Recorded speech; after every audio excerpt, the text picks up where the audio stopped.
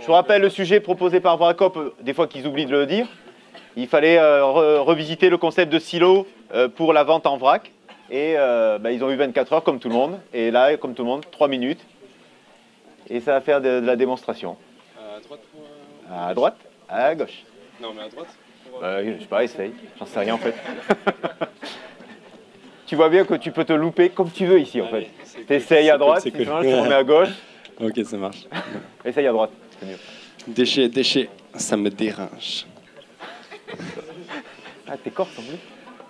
Vous savez aujourd'hui que on arrive à vous vendre vos propres déchets. Sur 100 € de course, vous allez jeter 15 € d'emballage directement dans vos poubelles. Mais aujourd'hui, il y a une solution, c'est le vrac. Le vrac, c'est quoi? Le vrac, c'est la mise à disposition des aliments en libre service dans des silos et des bacs. Vous choisissez votre quantité, donc votre prix, et vous ne payez pas l'emballage. Et d'ailleurs, 85% d'entre vous et des consommateurs français sont d'accord pour se mettre au vrac. Je remercie les 15% qui dorment. Mais aujourd'hui, il y a un problème. C'est pour le distributeur. Regardez ce silo. Essayez de nettoyer ce silo tous les jours. Allez, nettoie là.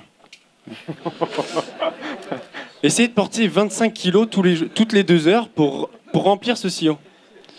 Fais bien les bords. Ouais. Essayez tout le temps d'étiqueter pour avoir la traçabilité de votre alimentation. Moi, franchement, non. Moi, franchement, je jette l'éponge, quoi. Je peux plus. Aussi, le problème du vrac, c'est qu'on veut 0 déchet, mais la chaîne de distribution est comme celle des aliments préemballés. C'est-à-dire qu'on produit des déchets au niveau du fournisseur, du distributeur et du consommateur. Ça va pas. Ça va pas. Alors, il y a une solution. The Box. The Box, c'est 2 concepts. En fait, une partie à l'avant pour le consommateur, avec un avant esthétique pour le réconforter quant à la qualité des aliments qu'il va acheter. Et puis, vous êtes tous retrouvés avec le sac trop plein à regarder à gauche, à droite, à poser le sac, et puis en fait, vous en reprenez un et vous le refaites, quoi. Mais aujourd'hui, c'est plus possible. Pourquoi? Parce qu'on a mis un diaphragme ici. Et donc, on peut régler ce qu'on veut. On peut régler la dose qu'on veut, et puis on appuie sur le bouton jaune ici, et puis hop, on met notre contenant dessous, et on a la dose pile poil qu'on veut. C'est cool.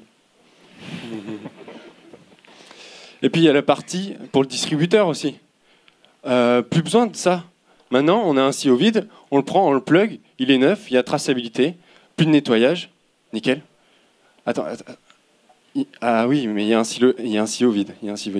On fait quoi avec on le file au consommateur. Ouais, on le file au consommateur. Bien. Et pourquoi pas on le couperait en deux. On fait deux petits contenants et le consommateur il part avec ses granulés à l'intérieur. Il va à la maison avec, c'est bon. On lui file. Cool. Donc en fait aujourd'hui on a revu la chaîne de distribution du vrac pour qu'elle soit plus circulaire. On a vu un usage utilisateur beaucoup plus confiant. Et également pour notre distributeur, quand même, il s'embête moins. Aujourd'hui, c'est The Box.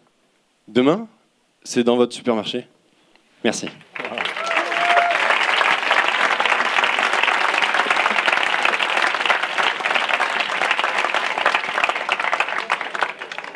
Et je vous remercie d'avoir aidé à recycler une partie des cartons de pizza. Hier, il y avait la famille zéro déchet. Nous, c'est les 24 heures zéro déchet.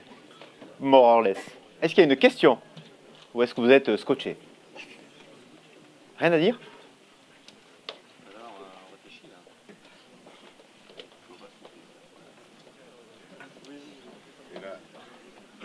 C'est bon? Juste la partie visible du consommateur pour nettoyer, ça se passe comment? En fait, on a un système justement qui évite le nettoyage, c'est-à-dire qu'une fois qu'on a vidé le silo, on le convertit justement parce que ce silo-là, on a essayé de faire une interaction, se découpe en deux et avec un pré-découpage en pointillé. Ah pardon, d'accord. C'est un nettoyage classique en fait, c'est-à-dire qu'on arrive, on le déplug, c'est un plug and play, c'est-à-dire qu'on le déplug, on nettoie, ça prend moins de temps, c'est plus petit, c'est juste la partie en fait qui fait ce sorte de robinet. On a enlevé donc toute la partie ici qui prend de la place et qui est compliquée à nettoyer, c'est-à-dire le réservoir. Le problème du nettoyage ne se pose pas vraiment pour le système robinet en fait. Est-ce que le diaphragme est d'origine alcoolisée, votre concept là, ça fait dosette de pastis un peu votre truc. Si je comprends bien, la partie visible, elle est transparente. Et la partie derrière, qui n'est pas visible par le consommateur, elle est en carton, donc elle n'est pas transparente. Du coup, comment est-ce que le commerçant voit si les silos sont pleins ou vides? Ah, il taquine un petit peu, hein, il taquine. En fait, on a, c'est au niveau de la traçabilité, c'est-à-dire que on a aussi un indicateur sur la dosette, c'est-à-dire qu'il y a quand même un petit bout qui sort, et le commerçant a la possibilité d'avoir il a un indicateur en fait sur le petit bout qui sort. Donc ça permet quand même d'avoir un aperçu sur ce qu'il y a derrière. C'est-à-dire que c'est pas directement, le silo en lui-même n'est pas directement sortant, c'est-à-dire qu'il est relié dans un tube qui vient percer l'opercule ici quand on le place, et ensuite, oui voilà, et donc du coup après on a quand même un minimum de niveau qui permet un certain contrôle.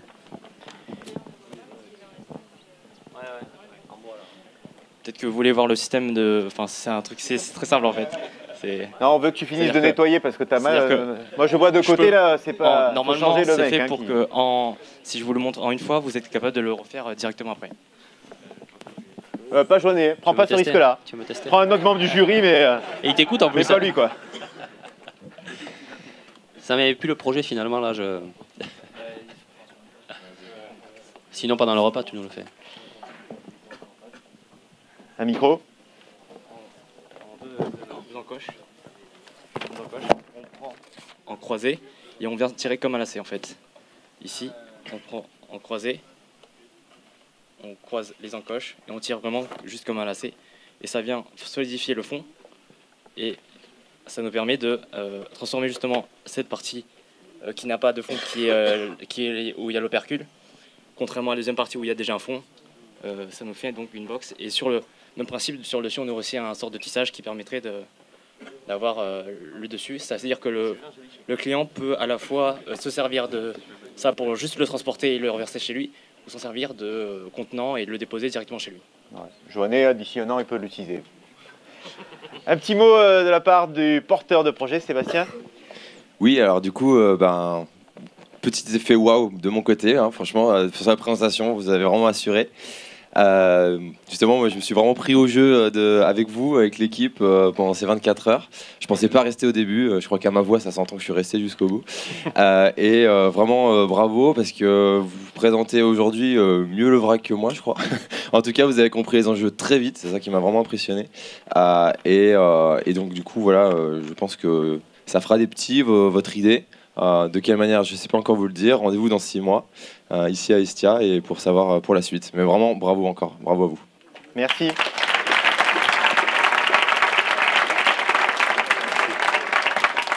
Moi, je suis déçu parce qu'on m'avait promis une démo en live avec plein de pâtes et que tout s'écroule en direct et qu'on fasse après une demi-heure de nettoyage de pâtes. Mais je vous remercie quand même d'avoir évité ça.